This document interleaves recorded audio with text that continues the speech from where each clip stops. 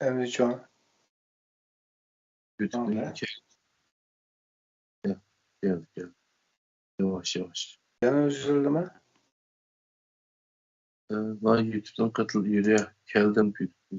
Facebook'tan yok. Bir hatalık bir oldu da.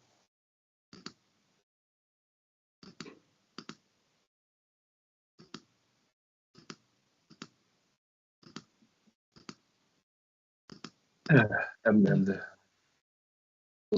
Bağma. Ağlanıyor da çıkmadı da. Canlı yayını geç de bakayım ya.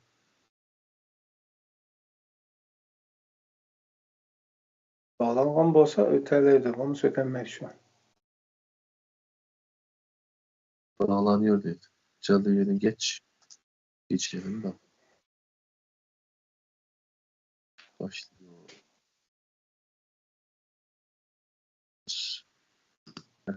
Başladı. Tamam. Başladı git. Okey. Bunda olsa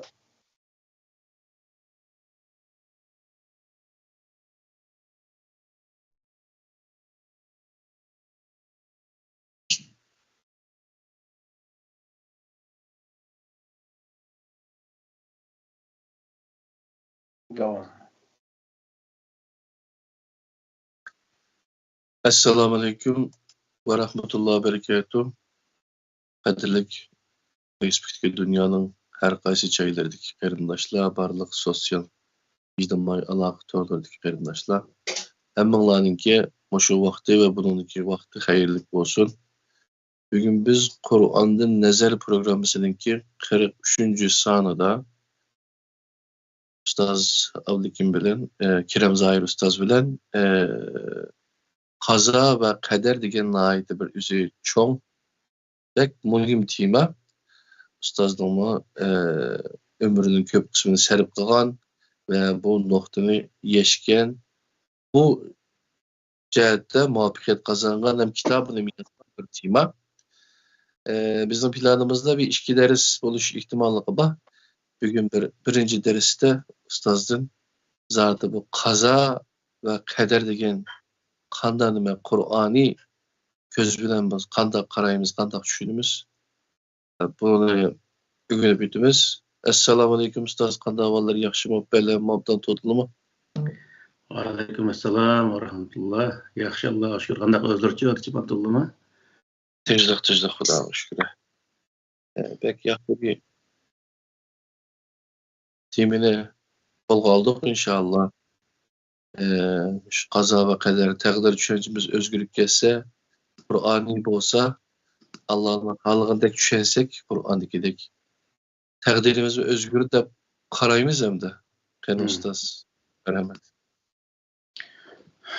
Esselamu Aleyküm. Dünyada qas yayları görmetli qarindaşlar. Hem Allah'ın şu vakti hayırlı olsun. Bugün şu Kur'an'daki hem meselelerine ait mühim ama hal olmayan bir mesele. Kaza ve kader meselesi. Hem bunu Ehl-i Sünnet vel Cemaat deyimiz her özü itiqaddaki, her xil itiqad mezheptikiler özü qarta bir xil şekilde düşündürüp kelgen. Bularniki şu tayangan nesilleri asasen rivayet hadislerine asaslanıdı bular.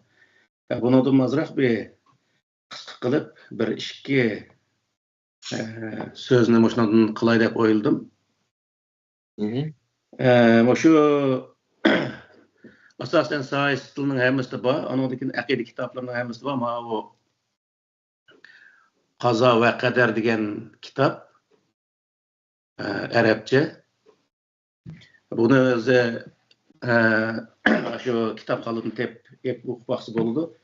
Ama bunun da mı şu Ehl-i Sünnet vel Cemaat her xil şu Rafizi deyimiz, aşına oxşaş her xil mezhepindikini eliştirip bir etiqat qıp yasap çıqqan ki asasen tayangan nesilleri oxşaş. Bu yerde tayangan rivayetlerden birisi Şu Sahih Bukhari, Sahih Muslim yana Cami Tirmizi aşınıldı hepti bunun da. Bunun